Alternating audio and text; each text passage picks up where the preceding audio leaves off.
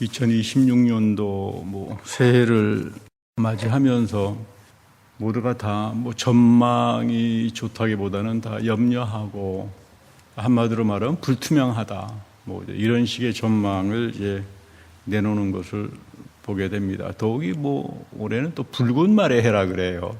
홍마. 이거 요한계시록에 엄청난 일들이 벌어지지 않겠나. 늘 해오던 이야기였습니다. 요한계시록 우리가 공부하면서 늘 스테레오타입으로 대한민국의 교계를 대표하는 저명한 대형교회 목사님이 나오셔가지고 한국교회의 모습을 보면 우려할 수가 없다. 사회로부터 인정받지 못하고 손가락질 당하고 젊은 사람들이 다 교회들을 빠져나가 버리고 어디 갔나 봤더니 다 카톨릭 교회 가서 앉아있고 참 부끄럽다. 이 세계의 교회 앞에서 우리가 부끄러움을 금치하지 못하겠다. 이런 식의 설명을 하기도 합니다. 늘 스테레오타입으로 새해가 되면 이런 성명수들을 나는 왜 교회가 발표하는지는 알다가도 모르겠어요. 그랬더니 또 옆에서는 그래도 우리가 세계 선교 1등인가 2등인데 그렇게 부정적으로만 보느냐 이렇게 또 시비 거는 그런 분들도 있고, 어떤 분이 댓글을 달아놨는데 요즘 AI 시대에 목사가 필요합니까? 교회가 필요합니까? 이런 분들도 계세요. 어지럽습니다, 세상이. 근데 사실 제가 볼 때 왜 교회는 자꾸 세계교회, 세상이 알아주는 선교가 1등이고, 전 왜 그렇게 자꾸 이야기하는지 저도 목회자지만 이해를 못하겠어요. 여러분, 새해에 가장 중요하게 생각하는 것은 이 한 해도 내가 하나님 앞에서 어떻게 살 건가? 하나님이 나의 삶을 어떻게 보나? 하나님이 나의 믿음을 어떻게 보나? 하나님이 우리 교회를 어떻게 보고 예배에 임재하시나? 이게 가장 중요한 급선무인데 무슨 세상 사람이 어떻게 보고 세계 교회가 어떻게 보고, 참 여러분 안타까운 이야기죠. 여러분, 우리가 자그마한 사람들이 모여있지만 세계 교회로 따진다면 우리가 넘버원입니다. 대한민국 교회에서. 세계교회 총의장이 우리 교회에 지금 다시 말하면 선교 멤버예요.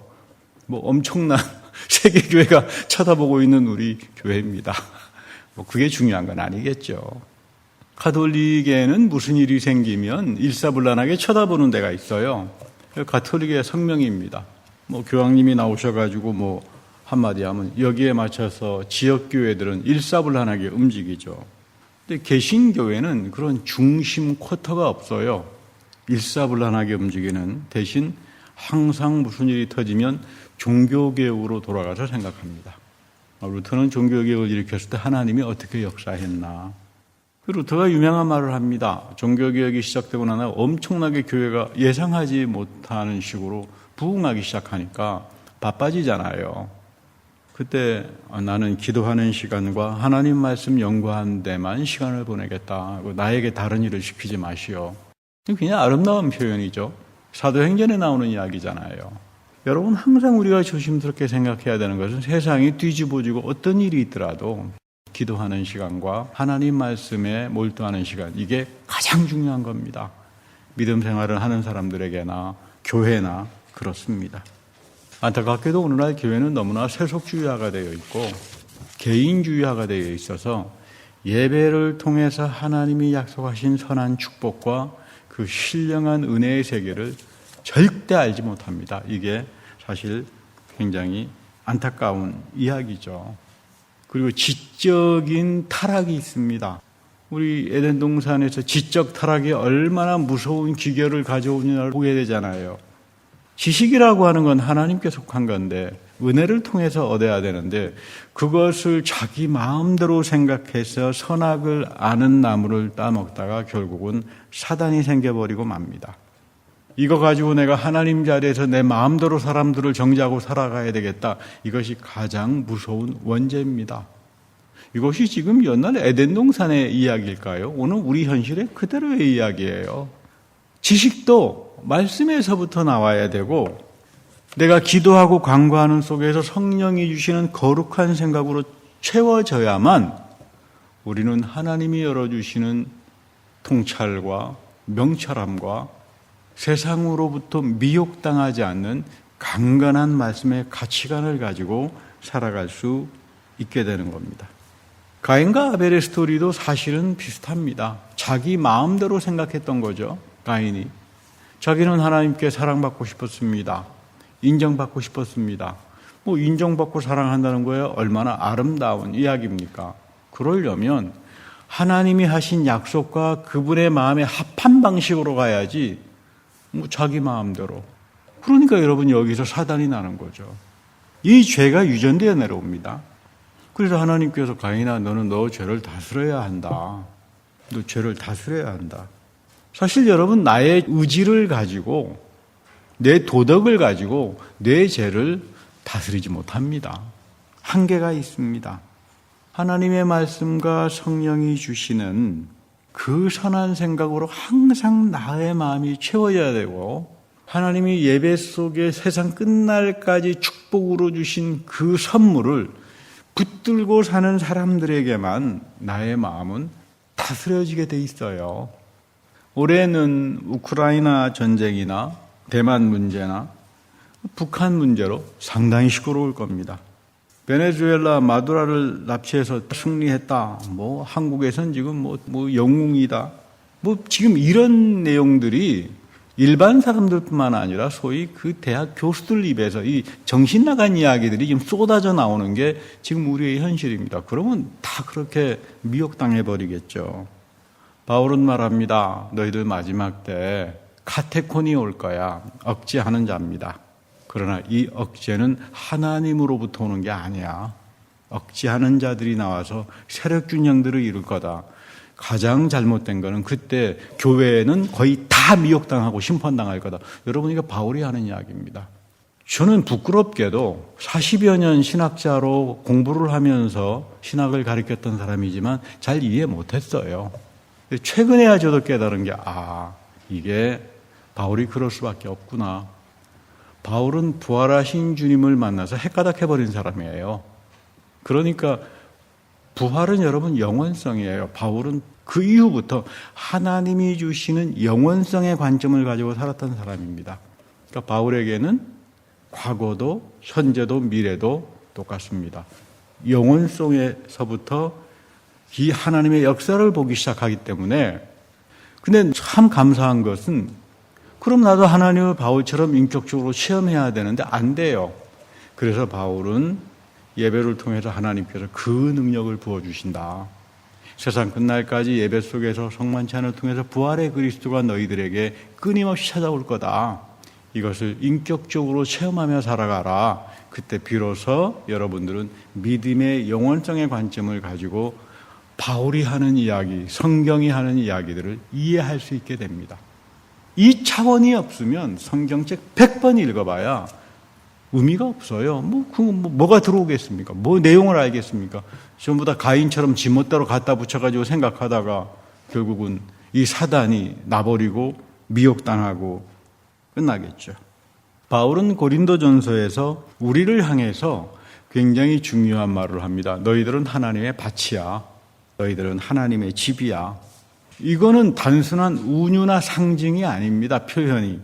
항상 바울은 이야기할 때 너는 살아계신 하나님의 집이야 밭이야.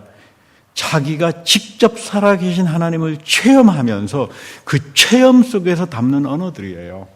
이거 중요합니다. 이거 무슨 상징적인 표현이에요. 그러니까 아무런 의미가 없어. 그런 언어가 아닙니다. 하나님께서 이렇게 역사하는구나. 이 역사가 마치 하나님이 씨 뿌리는 사람들이 농부가 밭을 잘 가꾸듯이 하나님도 그렇게 내 삶을 가꾸어 주시는구나. 내가 엄청난 하나님의 축복을 경험하면서 하나님이 집 짓는 사람처럼 내 인생을 참 고귀한 집으로 만들어가는구나. 이 체험의 언어를 바울은 이렇게 쓰는 겁니다. 이게 어려워요. 성경의 언어가 어렵다는 게 이겁니다. 하물며 이게 번역이 되어가지고 우리에게 올 때는 그 본래적인 의미를 찾아낸다라고 하는 게 하늘의 별따기겠죠. 그래서 루터는 나는 다른 거 안 하고 성경 난 모르겠다. 그러니까 하나님 말씀 연구하는데 나를 제발 좀 방해하지 말고 기도하고 하나님 말씀 이해하는데 올인하게 좀 해주라. 그게 이 사람이 종교개혁하면서 부탁했던 내용이에요. 굉장히 중요합니다. 올해 한 해 우리가 하나님 말씀의 세계 속에서 그 신령함과 하나님의 음성을 들어야 합니다. 아브라함의 동생은 하란의 아들입니다. 그러니까 롯은 자기 아버지가 갈대아 땅에 머물러 있고 오늘날 이라크죠. 그는 아브라함을 쫓아서 고생하면서 떠날 이유가 없었습니다. 그런데 이 아브라함을 쫓아 나온 이야기는 좀 더 좋은 환경, 아니면 우리 아브라함 큰아버지가 하나님의 그 상당히 신령한 축복이 있다 그러니까 쫓아가서 나도 한번 횡재를 해볼까 이런 생각으로 왔는지 모르겠어요. 나름대로 재산도 있었던 사람입니다. 목양지가 제한되었기 때문에 두 사람의 종들이 서로 다투는데 아브라함이 하나님의 복을 받았던 그 놀라운 비결은 니메시스 원리에 있어요. 조카를 정죄하지 않습니다. 조카가 버르장머리 없는 놈이다 이렇게 말 안 합니다. 그 고대 근동의 시대에 정죄하지 않은 믿음이 아브라함에게 있습니다. 이게 기적이죠. 그 당시 아담과 하와를 통해서, 가인을 통해서 남을 정죄하고 자기를 합리화하고 자기 멋대로 주위로 끌어오던 이 속에서 아브라함이 믿음의 조상이 되는 것은 이것을 끊어내려버린 사람이라는 뜻이에요. 그래서 아브라함이 믿음의 조상이 되는 거고 우리는 그 믿음을 오늘 우리의 삶 속에서 이어가는 겁니다. 그래서 그런지 이삭도 이 아버지의 좋은 신앙의 유산을 물려받았어요. 우물을 팔 때마다 물이 터져 나오면 블레셋 사람들이 와서 방해합니다. 그때마다 양보하잖아요. 싸움하지 않아요. 정죄하지 않아요. 다투지 않습니다. 그냥 주고 떠납니다. 그때마다 하나님은 이삭을 통해서 놀라운 세계들을 열어주십니다. 이거는 오늘 우리의 믿음의 세계 속에서도 그대로 역사합니다. 많은 성서학자들은 만약에 아브라함이 롯과 함께 소돔과 고모라의 땅으로 갔더라면 소돔과 고모라는 망하지 않았을 거다 그런 말을 합니다. 왜냐하면 아브라함의 특징은 다른 거 없어요. 그의 믿음의 특징은 가는 곳마다 여호와 아도나이의 이름을 부르면서 예배했던 사람입니다. 그 예배의 신비를 알았던 사람이에요. 굉장히 중요합니다. 그리고 그 여호와 아도나이의 이름의 신비를 부르면서 아브라함 때문에 하나님 믿지 않은 사람도 그의 복을 덤으로 받았다. 이것이 믿음의 축복입니다. 이것이 오늘 여러분들에게 이어지는 거고, 내가 지금 가지고 있는 이 믿음이 참 소중한 거로구나. 이걸 여러분 간직하고 살 줄 알아야 합니다. 바울은 말합니다. 예배 시간 속에 성만찬이 굉장히 중요하게 강조하는 분인데 그 이유는 다른 게 아닙니다. 내가 부활하신 그리스도를 만났지만 그 부활의 그리스도는 나에게 예배 속에서 이후의 믿음의 사람들에게 성만찬을 통해서 너희들을 만나겠다. 하나님이 원하시는 거다. 예수 그리스도의 약속이다. 세상 끝날까지 이것을 지키고 살아가라. 그래서 우리도 순종하는 마음으로 이것을 믿고 지키고 있습니다. 그래서 여러분들이 복된 사람이 되는 겁니다. 그리고 여러분들도 이런 예배 속에서 부활하신 그리스도를 인격적으로 체험하면서 성령이 끊임없이 나에게 부어주시고 창조해 주시는 믿음의 선물을 가지고 항상 새로움의 세계를 보고 살아갈 수 있게 되는 겁니다. 오늘 마가복음 6장에 보면 예수님은 자기 고향을 참 사랑했지만 고향 사람들은 예수님을 배척합니다. 좀 마리아 아들 예수, 목수가 아니냐. 우리가 다 아는 사람이다. 형제도 여기 다 있고. 고정관념이라고 하는 게 참 무서워요. 예수 그리스도를 통하여 하나님이 열어주시는 그 신령한 세계를 고정관념을 가지고 살았던 사람들은 아무도 쫓아가지 못했고 그 축복을 받지도 못했습니다. 신앙생활이라고 하는 것은 어린아이처럼 항상 새로움으로 채워지는 거예요. 오늘날 가장 불쌍한 사람들은 교회 생활하면서 고정관념에 빠져서 모든 게 다 뻔하다라고 생각하는 이 사람들이 가장 불쌍한 사람들입니다. 예수님의 고향의 사람들처럼 내 이런 거 다 알아. 이런 거 가지고 여러분 이게 아니에요. 해 아래 새 것이 없다라고 하는 성경의 말씀은 다른 말이 아닙니다. 해 아래 새 것이 없어. 왜냐하면 새로운 분은 하나님 한 분밖에 없다. 하나님이 너희들에게 새로움으로 찾아올 때, 말씀으로, 성령의 역사로, 선한 생각으로 찾아올 때 결국 너희들에게는 항상 새로움으로 넘칠 거다. 이게 믿음이죠. 그래서 예수님도 그러잖아요. 너희들 어린아이 같지 아니하면 천국에 못 들어간다. 어린아이들은 살면서 빤하다라고 하는 게 없어요. 모든 부딪히는 일들이 호기심이 있고 새롭고 놀람이 있고 경이로움이 있어요. 어린아이들에게. 지금 이거를 이야기하는 겁니다. 하나님 말씀의 세계, 하나님 말씀에 순종하기 시작할 때 새로움 그 자체가 되시는 하나님이 너희들에게 올 거다.